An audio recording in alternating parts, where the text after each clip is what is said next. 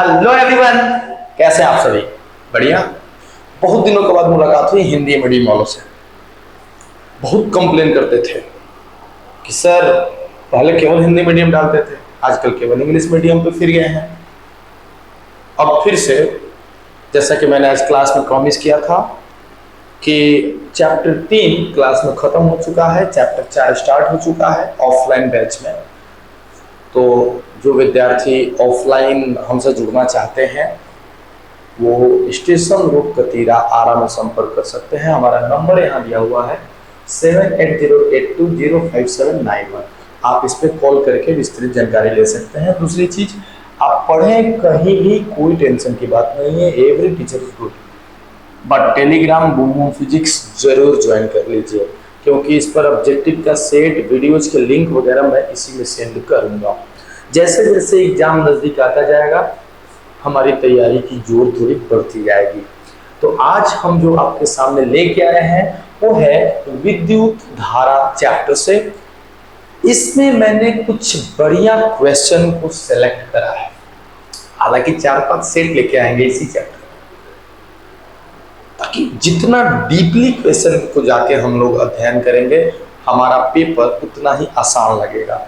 तो ये electric current mission 2024 board कि एक भी बंदा का 35 से कम नहीं आएगा।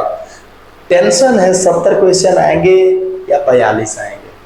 मैं बोलता हूँ सारे वीडियोस देखो, ना 42 की चिंता करो ना 70 का करो। मैं बताता हूँ स्टार्टिंग से 35 क्वेश्चन ही तुमसे मतलब होना चाहिए और स्टार्टिंग के 35 क्वेश्चन तुमसे बनेंगे, ये मेरा वादा है। तो चलो इस सेट 1 को डिस्कस करना शुरू करते हैं। सेट 1 का जो पहला चैप्टर का एक सेकंड एक्सक्यूज मी, सेट 1 का जो मेरा सवाल है वो स्टार्ट करते हैं। पहला नंबर क्वेश्चन की बात करते हैं। पहला नंबर क्वेश्चन हमारा क्या है, देख लीजिए। यहाँ पहला नंबर क्वेश्चन आपका आ गया है। नहीं, दूसरा नहीं है ना, दूसरा नंबर क्वेश्चन आ गया शायद। Oh my God. Okay. Now the first question is, okay sir. First question देखिए, एक तार का प्रतिरोधकता, रेसिस्टिविटी इंग्लिश में बोलते हैं इसको। एक तार की प्रतिरोधकता और प्रतिरोधकता रेसिस्टिविटी कहलाती है, और ये किन किन चीजों पर निर्भर करती है। तो मैं आपको बता दूं कि प्रतिरोधकता केवल पदार्थ पर निर्भर करती है और दूसरा तापमान पर निर्भर करती है। अगर आप लोहा की बात करेंगे, एक लोहा का छड़ ले लिया आपने और आप कहते हैं कि इसकी प्रतिरोधकता 10 है सपोज। अब लोहे को काट दीजिए, आधा आधा कर दीजिए 5-5 मीटर का। अब प्रतिरोधकता बदल जाएगी क्या? नहीं। लोहा है तो उसकी प्रतिरोधकता हर जगह सेम होगी। आप उसकी लंबाई को बढ़ाओ घटाओ कुछ भी कर लो, प्रतिरोधकता बदलना चाहते हैं तो आपको पदार्थ ही बदलना पड़ेगा, या फिर उसके तापमान को बढ़ाओ तापमान को घटाओ, उस कंडीशन में प्रतिरोधकता बदल सकती है। ऑप्शन पढ़ो, तार की लंबाई के साथ बढ़ती है, धत तेरे की पदार्थ के साथ बदलेगी, अन्यथा और कोई रीजन नहीं है।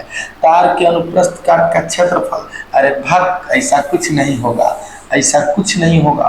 तार की लंबाई के साथ घटती है, ना ना ना, ऊपर का कोई कथन सत्य नहीं है। जी हाँ, हमारा ऑप्शन नंबर डी, जो ऊपर आपका स्टेटमेंट है, तीनों कोई स्टेटमेंट सही नहीं है। प्रतिरोधकता केवल पदार्थ की प्रकृति पर और तापमान पर, दो ही चीज पर निर्भर करती है। तो इस बात को दिमाग में बिठा लो, प्रतिरोधकता, प्रतिरोध नहीं। प्रतिरोध रहता तब तो ये वाला चीज आ ही जाता, ये वाला चीज आ जाता, लंबाई के समानुपाती हो जाता और अनुप्रस्थ काट के क्षेत्रफल के विद्युत क्रमानुपाती हो जाता। लेकिन यहाँ प्रतिरोधकता की बात हो रही है, तो याद रखना एग्जाम में ये ता नहीं दिखेगा, क्योंकि क्या होता है, प्रेशर होता है ना, तो ता नहीं दिखेगा। प्रतिरोध आधा पढ़ के हद सही मार दे, हाँ लंबाई बढ़ता तो प्रतिरोध बढ़ता, तो पहले का नंबर ऑप्शन मार के खुश होके आ जाइए, बाद में मालूम चली कि लखेला जो होगा आगे, समझ गए कि ना बात। तो ऐसा कुछ ना होके के चाहिए।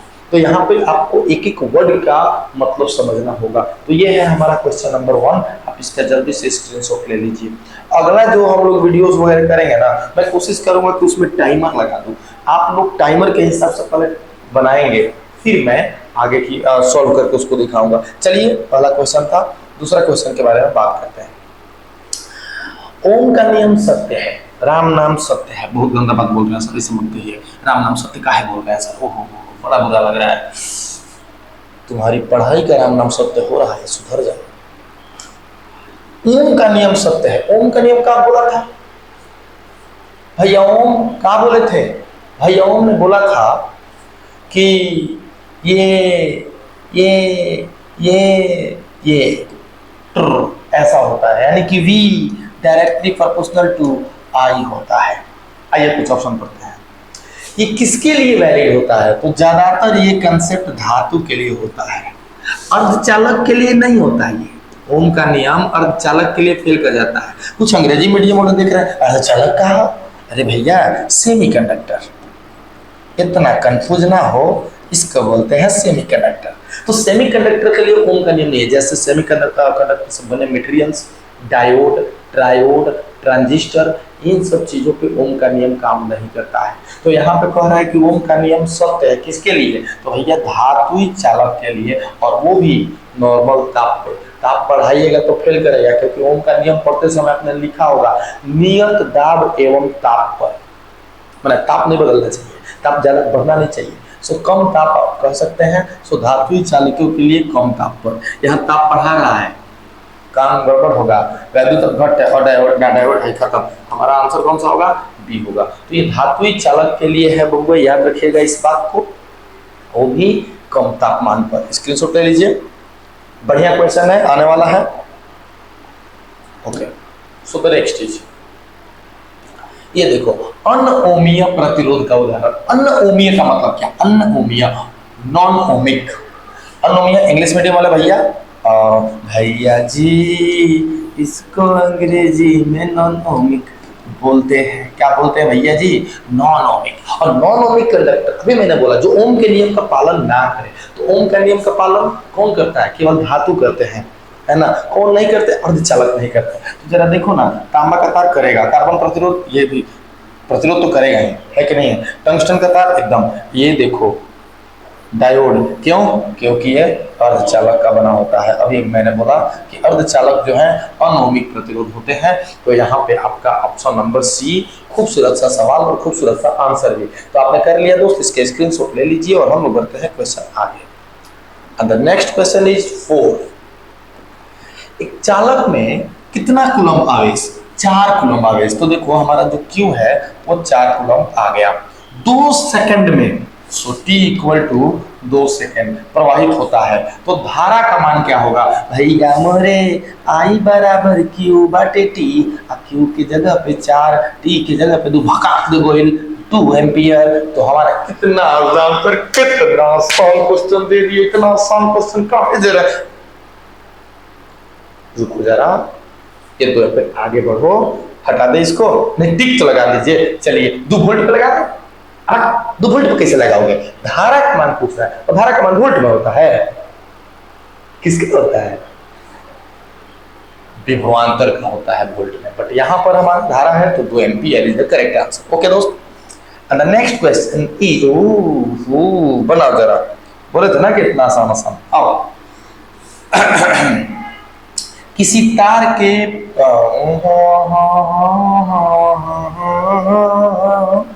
किसी तार के पदार्थ का विशिष्ट प्रतिरोध, यहां भूल गया देना, रो है। किसी तार के पदार्थ का विशिष्ट प्रतिरोध रो है और उसका आयतन 3 मीटर क्यूब है। कितना प्रिंटिंग मिस्टेक किए बे। तथा उसका प्रतिरोध 3 ओम है। उसकी लंबाई कितनी होगी? अच्छा जी, बम बम बम बम, या आयतन दिया है भैया। सो आयतन दिया है 3 मीटर क्यूब। और तुमको तो मालूम है कि जब क्षेत्रफल में लंबाई से मल्टीप्लाई करते हो तब जाके आयतन मिलता है, समझे। जब क्षेत्रफल में लंबाई से गुना करते हो तब जाके मिलता है तुमको ये आयतन। अच्छा तुमको प्रतिरोध पूछ रहा ना, उसकी लंबाई होगी पूछ रहा। खैर रो का वैल्यू कितना होता है? Into A by L. कैसे कैसे कैसे कैसे? क्योंकि आर बराबर रो इंटू ए बाई ए होता है, तो रो बराबर R into A by L होगा, होगा ना? जी सर जी सर जी सर जी सर जी सर। आर का वैल्यू कितना है? नहीं ऐसे नहीं होगा, इससे नहीं होगा। एक काम करो, क्योंकि सर एरिया नहीं दिया है मेरे पास और एरिया मेरे पास नहीं है, तो एक काम करो, टुंग टुंग टुंग टुंग टुंग टुंग टुंग टुंग टुंग टुंग टुंग। क्या करे सर क्या करे, मैं बताता हूँ, एल से गुना करें और एल से भाग करें। क्यों किया ऐसा? क्योंकि ए इंटू एल का वैल्यू मेरे पास है, ठीक है। रो बरोबर आर की जगह पर प्रतिरोध 3 ओम है, चिल्ला चिल्ला के बोल रहा है कि हमारा आर 3 ओम है, तो 3 इंटू ए इंटू एल की जगह पर 3, अब आटा में एल इंटू एल का स्क्वायर, और मैं करूँगा एल स्क्वायर यहाँ रो यहाँ, सो एल का स्क्वायर बराबर 9 बाई रो। अब मुझे एल चाहिए तो अब इसको कर दूंगा रूट में, so root under 9 by rho, और रूट अंडर में से 3 बाहर निकल जाएगा, लेकिन रो रूट के अंदर रह जाएगा, तो हमारा जो लंबाई होगा भैया वो 3 बटा में रूट रो हो जाएगा। कौन सा कौन सा कौन सा कौन सा? गुरुजी ये वाला होगा। बोलो किसी को परेशानी है कहीं? सो यहाँ पे हो जाएगा 3 अपॉन रूट रो, 3 अपॉन रूट रो। ओके, ये रो है, पी जैसा दिख रहा है, परेशान होने की जरूरत आपको नहीं है, रो ही है, ठीक है। ओके, स्क्रीनशॉट ले लीजिए गुरुदेव। ले लिया सर, हटाइए जल्दी इसको, बहुत गंदा सवाल था, बहुत गंदा सवाल था, ठीक। आओ रो मैं, ये कौन सा आ गया क्या? ये वाला बना लिए? हाँ ये तो बन गया सर, बन गया तो ठीक है। आइए नेक्स्ट पे आइए। ओ हो देखो, 0.1 मीटर स्क्वायर अनुप्रस्थ काट के क्षेत्रफल से प्रति सेकंड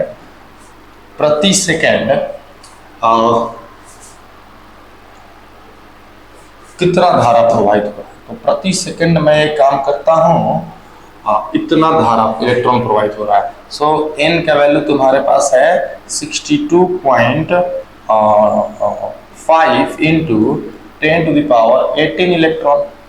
ओके, प्रति सेकंड मतलब time is equal to 1 second, तो धारा का मान क्या होगा? So I is equal to what? आपको तो याद होगा ना भैया, क्यू बराबर एन ही होता है, क्यू बराबर आई टी भी होता है। सो इसीलिए अगर मैं आई निकालने का प्रयास करूँ, सो एन ई बाई टी डाल दूंगा। सर इस एरिया का कोई काम नहीं है, आप बताओ है कि नहीं है? मुझे तो नहीं लगता कि एरिया का यहाँ कोई काम है, बिल्कुल नहीं है, परेशान होने की जरूरत नहीं है। इन की जगह पर ये 62.5 इंटू 10⁻18 और ई का जो वैल्यू है 1.6 इंटू 10⁻−19 अपॉन टाइम के जगह पे हुआ। अब इनको करते हैं गुणा करेंगे। 16 × 80 की 8, 80 की 0 हाथ में लगा 8, 16 दूनी 32, 8 40 के बाद 4, 16 से 96 और 4 100, एक और ये एक 2 100 गुना 10⁻18 में से -19 जोड़ा तो -1। बाबू मुझे 100 इंटू 100 है ना, ये पॉइंट दिया तो हमने 100 है ना, एक तो 2 हम छोड़ के डेसिमल दिया, 100 into 10⁻1 1/10 took and the answer is 10। धारा प्रवाहित होगी 10 एम्पियर। धारा कितनी प्रवाहित होगी गुरु? 10 एम्पियर। बेहद आसान था, ये वाला कंसेप्ट आपको दिमाग में बिठाना है कि अगर नंबर ऑफ इलेक्ट्रॉन दे के धारा का मान अगर आपसे पूछता है तो I बराबर NE/T इजीली कर सकते हैं, वेरी इजी, ठीक है। स्क्रीनशॉट ले लीजिए, मस्त सवाल था, ऐसा सवाल आ सकते हैं। ओके दोस्त, अगला सवाल क्या होगा हमारा? ओके अच्छा, एक 4 ओम धातु की तार के प्रतिरोध को 4 ओम है, यहां गया R इज इक्वल टू 4 ओम। अब क्या कह रहा है कि इसको मध्य बिंदु से, इसका मध्य बिंदु कौन सा होगा? मध्य बिंदु हई एक 180 डिग्री पर मोड़ दिए हई से, मतलब कि एगो तो हई से बढ़ेगा, हई वाला भी करेगा हई से कर दिए, मोड़ दिए, है ना, मतलब कि आधा आधा कर दिए ना हो। तो जब लंबाई केवल आप आधा कर दीजिएगा बिना खींचे, तो अनुप्रस्थ काट का क्षेत्रफल उतना ही रहेगा, बदलेगा नहीं, केवल काट के बदल दिया गया। तो जो पहले r हुआ करता था वो r/2 हो जाएगा, मतलब कि 4 दो भाग में बढ़ जाएगा, नीचे वाला 2 ओम और ऊपर वाला भी 2 ओम। अब कह रहा है कि अब इसका R इक्विवेलेंट बताइए, मतलब कि अब इसका प्रतिरोध क्या होगा। तो बताओ ना, ये दोनों श्रेणी क्रम में है कि समांतर क्रम में? समांतर क्रम में। और समांतर क्रम में तो आपने पढ़ा है कि सर 1/2 + 1/2 हो गई 2/2 हो गई 1, यानी कि सर R जो पैरेलल में हमारा y वो 1 ओम आई, यानी कि 4 ओम के आधा आधा काट के ऐसे 180 डिग्री पर मोड़ देला और पैरेलल में हो गए 2 ओम 2 ओम और दोनों के जोड़ला तो रिजल्टेंट 1 ओम आ गई। अब हर आंसर नंबर हो जाए बी। बहुत अच्छा सवाल बा, बहुत अच्छा। एकरा बढ़िया से सोचो, ऐसा सवाल आई निश्चित बा आई। अरे बोर्ड में ना आई लेकिन और तारा कहीं कंपटीशन में जरूर भेटाई, ऐसा बोर्ड में भी आ सकता। स्क्रीनशॉट ले ले लोग, खूब बढ़िया। अगला क्वेश्चन देखिए, एक निश्चित लंबाई के एल्युमिनियम के तार को खींचकर, ऐसा देखो ऐसे खींचाएगा तो लंबाई बढ़ी हो तो क्षेत्रफल घटी, खींचकर उसका व्यास आधा कर दिया जाएगा। अरे व्यास आधा कर देला मतलब कि रेडियस तो आधा कर देला, और रेडियस जब आधा कर देला तो क्षेत्रफल जवन होला पाई × r/2 के स्क्वायर होला, यानी कि क्षेत्रफल के तू 1/4 कर दे। ध्यान दो, अगर तू व्यास आधा कइलो तो त्रिज्या भी आधा कर दे, और त्रिज्या जब आधा हो जाला तो क्षेत्रफल चौथाई कम हो जाला, यानी कि जौन ए रहे अब वो a/4 हो गई। अब वो रे जौन l रहे अगर ई l a/4 होइल बा तो 4l होइल निश्चित तौर पर।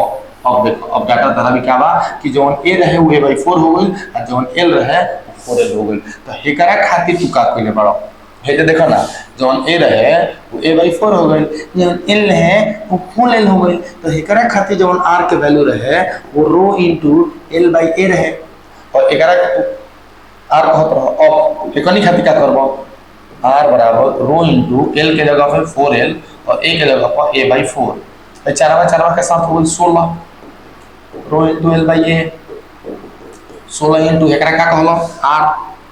सो पहले से कई गुना हो गई 16 गुना, पहले से क्या गुना हो गई 16 गुना। ये जो तारा बुझा गया खींच के लंबाई कई गुना बढ़ा देवल गई 4 गुना। तो जब तारा के पढ़ले बानी हम कि जब लंबाई को खींच कर 4 गुना बढ़ा दिया जाए, लंबाई को खींच कर पीट कर दबा कर n गुना बदल दिया जाए तो नया प्रतिरोध n² गुना बदल जाता है। यहाँ पर लंबाई 4 गुना बदला है तो हमारा प्रतिरोध 16 गुना बढ़ेगा। समझ गए बात को? सो हमारा आंसर हो जाएगा डी नंबर। खूब बढ़िया सवाल था ये। Question number 9। अच्छा, एक तार का प्रतिरोध R है, खूब बढ़िया है, तार का प्रतिरोध R है। इसी प्रकार एक अन्य तार का जिसका केवल व्यास 2 गुना है, देखो कॉलस इसी प्रकार का एक अन्य तार का मतलब कि पदार्थ उहे बा, पदार्थ उहे बा तो प्रतिरोधकता ρ का मान भी सेम रहेगा, मतलब वो नहीं बदलेगा। तो अगर बताऊं मैं कि R बराबर ρ × l/a होता है, ओके। अब कह रहे हैं कि इसी प्रकार के एक तार का जिसका केवल व्यास 2 गुना है, ए बबुआ व्यास 2 गुना हुई, बताओ हमारे का सिंपल से व्यास, तो व्यास 2 गुना हो तो त्रिज्या भी 2 गुना हुई। व्यास अगर 2d बा तो ये हमारा त्रिज्या भी डबल हो जाएगा, और त्रिज्या जब डबल हो जाएगा तो इसका स्क्वायर गुना हो जाता है क्षेत्रफल, यानी कि 4 गुना क्षेत्रफल हो जाएगा। 4 गुना क्या हो जाएगा क्षेत्रफल, यानी कि क्षेत्रफल जो a है उसके जगह पे 4a कर देना है। देखो खींचने उछने की बात नहीं किया है तो लंबाई में कोई चेंज नहीं करेंगे। नया वाला जो हमारा प्रतिरोध होगा ρ × l/, जो हमारा क्षेत्रफल होगा वो 4a हो जाएगा। क्यों? क्योंकि आपने व्यास को 2 गुना कर दिया, व्यास 2 गुना किया तो त्रिज्या 2 गुना हो गया। जब त्रिज्या 2 गुना हो जाएगा तो उसका स्क्वायर गुना क्षेत्रफल हो जाता है, तो 2 गुना का स्क्वायर 4 गुना क्षेत्रफल हो जाएगा। तो भाई मेरे ये 1/4 × ρ × l/a, इसकी जगह पे आप r का प्रयोग कीजिए, आंसर हो जाएगा r/4। r/4 को आप इजीली 0.25 r लिख सकते हैं। आप ऑप्शन में r/4 ढूंढ लो, नहीं मिला तो 0.25 ढूंढ लो, मिल जाएगा। एकदम आसान सा सवाल है और ऐसे आसान इजीली टच हो जाते हैं अगर आप दिमाग शांत और सोचते हैं तो। स्क्रीनशॉट ले लिए बबुआ, ओके। क्वेश्चन नेक्स्ट बढ़ते हैं, question number 10। Okay, question number 10 क्या है? 5 मीटर लंबाई एवं 1 मिलीमीटर त्रिज्या के तार का प्रतिरोध 1 ओम है। खूब बढ़िया। 2 भाग में इसको बांटते हैं। पहला लंबाई 5 मीटर, त्रिज्या जवन बा 1 मिलीमीटर बा। 1 मिलीमीटर का मतलब 10 के पावर माइनस 3 मीटर। अगर यहाँ से मैं क्षेत्रफल निकालूं तो पाई इंटू आर का स्क्वायर 10 के पावर माइनस 3 का स्क्वायर। तो पाई का मतलब हो जाए 3.14 गुना चाहे 10 के power minus 6 metre square easily हो जाए। इसका प्रतिरोध कहता लगनों कि 1 ओम। चलो पहले रो निकाल लिया। रो बराबर का होला R A by L. R के मान कितना बा भाई 1 बार। ए के मान कितना बा भाई 3.14 गुना 10 के पावर माइनस 6 बार। एल के मान कितना बा बबुआ जी 5 बार। ठीक है, ई रो के मान अब का पता उसी पदार्थ की तार माने अगला भी जवन हुई ओकरो रो के मान पता नहीं हुई काहे कि पदार्थ नहीं बदला है। जिसकी त्रिज्या 2 मिलीमीटर है, बस त्रिज्या खाली बदल गई है ना।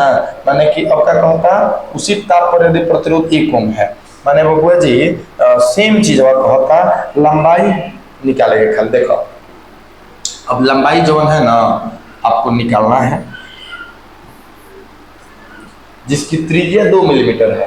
अब आर जवन होगा वो 2 मिलीमीटर होगा, मतलब 2 मिलीमीटर का 2 गुना 10 के पावर माइनस 3 मीटर। और क्षेत्रफल मैं यहाँ से निकालना चाहूँ तो 3.14 पाई आर स्क्वायर। आर स्क्वायर माने है आर है कर स्क्वायर करो 4 गुना 10 के पावर माइनस 6। प्रतिरोध कहता कि यह बार 1 ओम बा। तो बताओ भैया लंबाई कितना हुई। तो एक और तने प्रतिरोध निकालो आर रो निकालो। रो बराबर का हो जाए आर ए बाई एल। यानी भारी लागत का हो कुछ नहीं करे के हेजा के एल ले लो आर ले लो एरिया निकाल ले लो प्रतिरोध दे लेबा रो निकाल लो। फिर दूसरा केस में एक और आर लेके ए निकाल लो आर ले लो एल निकाले के बाद तो एक और आर हो गए 1 ए हो गई 3.14 गुना 10 के पावर माइनस 6 बाटा में एल निकालने के बाद बराबर बबुआ एक प्रतिरोधकता हो गई के कर दूसरका वाला के ई प्रतिरोधकता है कर दोनों बराबर बा। तो एकर प्रतिरोधकता होई हेकर प्रतिरोधकता होई दोनों को हम का कर दे बराबर कर दे ना कर दे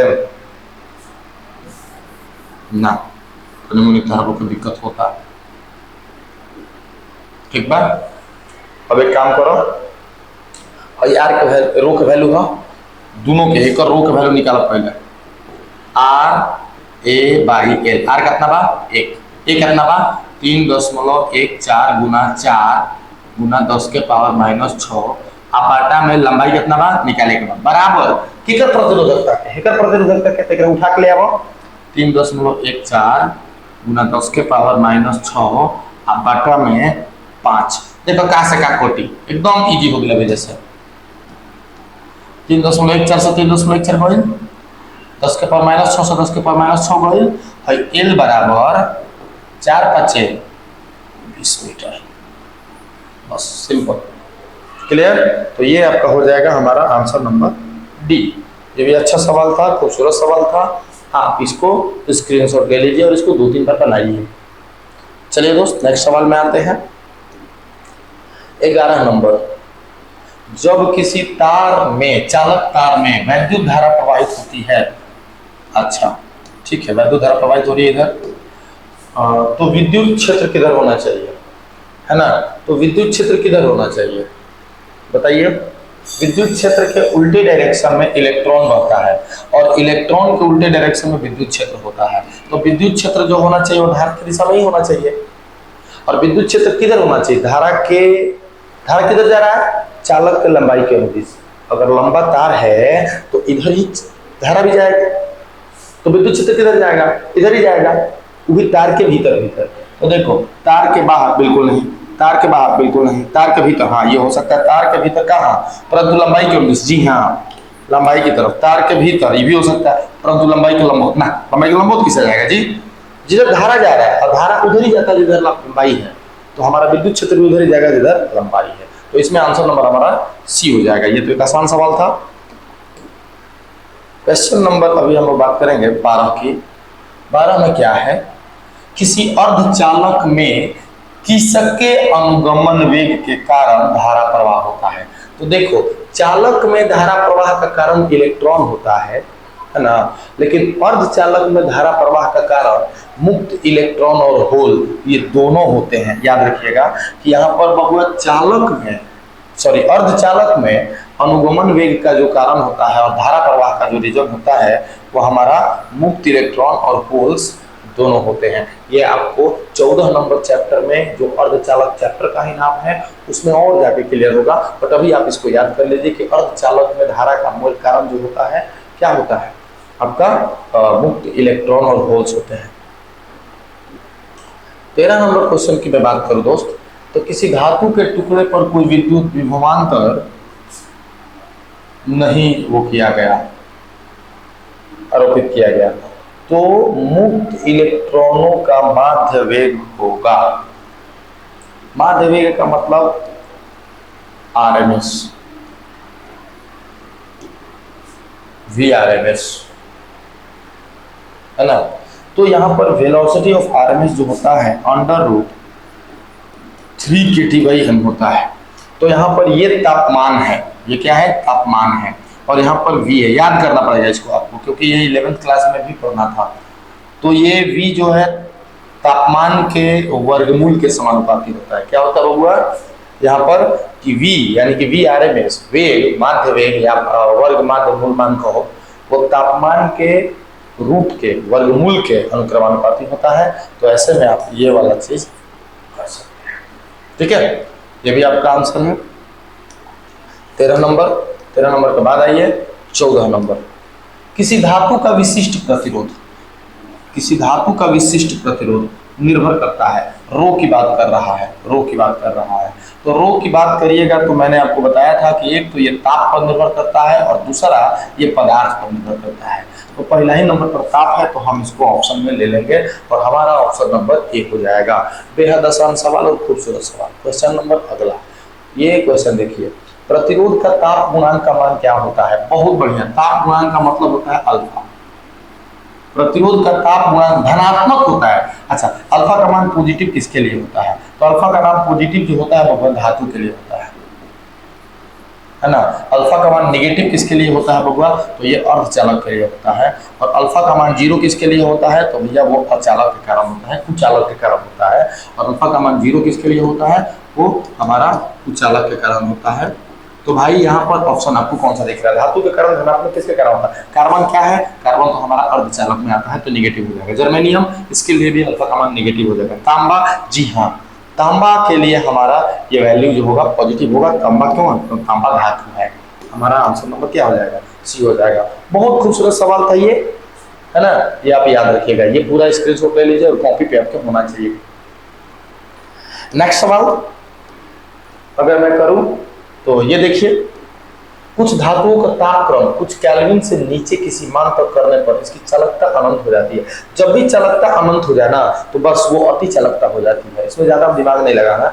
जब भी चालकता अनंत हो जाए मतलब प्रतिरोध खत्म नगन में, तो वैसे हालत में हमारा जो तथ्य है वो हमारा अति चालकता कहा जाता है।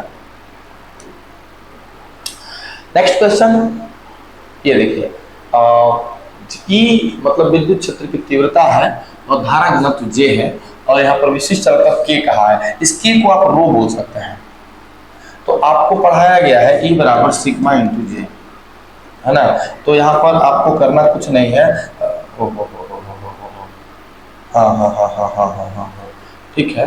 विशिष्ट प्रतिरोधकता आपको याद होगा, ये J.E क्या है, ये ओम के नियम पे। और सिग्मा क्या है, सिग्मा क्या है 1/ρ है इंटू J।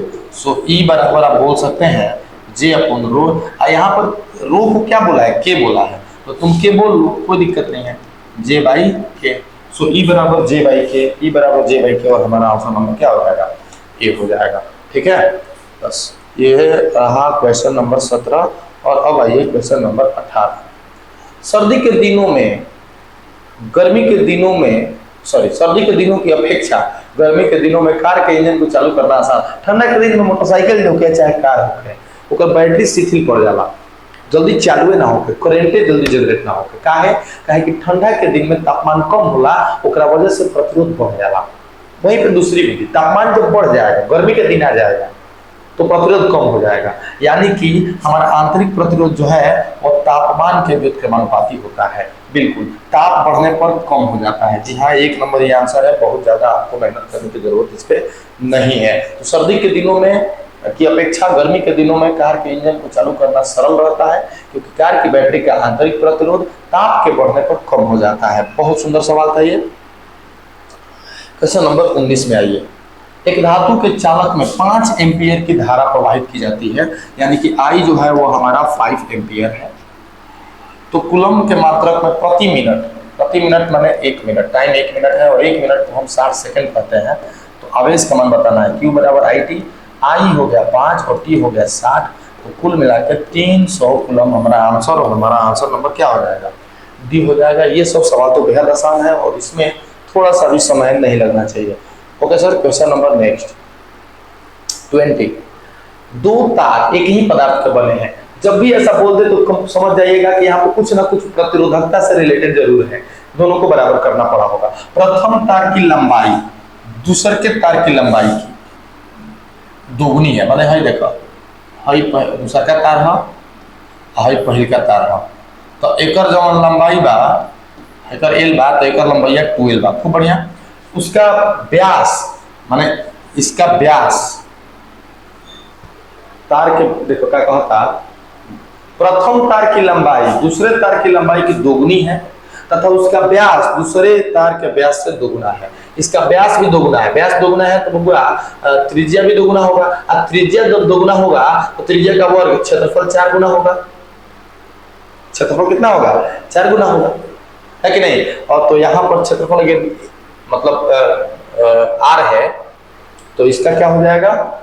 2R हो जाएगा। और जब इस 2R हो जाएगा, और फिर से प्रथम तार की लंबाई दूसरे तार की लंबाई की दोगुनी है। अगर ये है तो ये 2 है, तथा उसका व्यास माने इसका डायमीटर इसके व्यास का दोगुना है। अब व्यास दोगुना है तो त्रिज्या भी दोगुना होगा। त्रिज्या भी दोगुना। अब त्रिज्या जब दोगुना हो गया तो क्षेत्रफल 4 गुना हो जाएगा। क्षेत्रफल 4 गुना हो जाएगा। तो प्रथम तार का प्रतिरोध पता है, ये प्रतिरोध पता है। तो देखो हेकर तो हमारा बुझाया rho into L by A. हेकर हमारा पता करेगा बात। रो इंटू एल के जगह पर 2 है, बाई ए के जगह पर 4A। खचा खचा 2 मरतबा गई। Rho into L by A by 2 हो गई R बाई 2। यानी कि दूसरे वाले प्रतिरोध का आधा, दूसरे तार के प्रतिरोध का आधा हो जाएगा। बहुत आसान सवाल था, बट सोचना था, थोड़ा सा कंफ्यूज करने वाला सवाल है, बट आप इसको कर लेंगे। चलिए इसको भी कर लीजिए स्क्रीनशॉट। Okay, next 21 number. एक विद्युत तार की ई विद्युत वाहक बल वाले सेल से जोड़ा गया है। पथ में एमीटर से मापने पर धारा I है, उसका प्रतिरोध R है, तो ओम का नियम भी बराबर IR। बाबू आप वोल्टेज को ही एक तरह से हम EMF बोलते हैं, तो ज्यादा परेशान होने की जरूरत नहीं, मैंने सिखा दिया है आपको। सो E बराबर IR। ये सब सवाल तो हलवा है, इस सबको तो चुटकी में बजा के हम लोग खत्म कर लेंगे। बहुत ज्यादा परेशानी सवाल में नहीं हो रहा है। So question number 22। इनमें से ताप बढ़ाने पर किसका प्रतिरोध घटता है? ताप बढ़ाइएगा तो किसका प्रतिरोध घटेगा? तो देखो ना, ताप बढ़ाएंगे तो प्रतिरोध घटेगा। किसका? ऐसा किसके साथ होता है? अर्धचालक के साथ होता है, और अर्धचालक यहाँ कौन है? जर्मेनियम है। क्लियर है? तो ये था हमारा कुछ क्वेश्चन 22 का सी। अभी इसके आगे ये हमारा सेशन समाप्त हुआ। 22 क्वेश्चन का सेट था। ये वीडियो पूरा आप लोग जरूर देखिएगा। नेक्स्ट वीडियो कल लेके मैं आऊंगा। तब तक के लिए जय हिंद।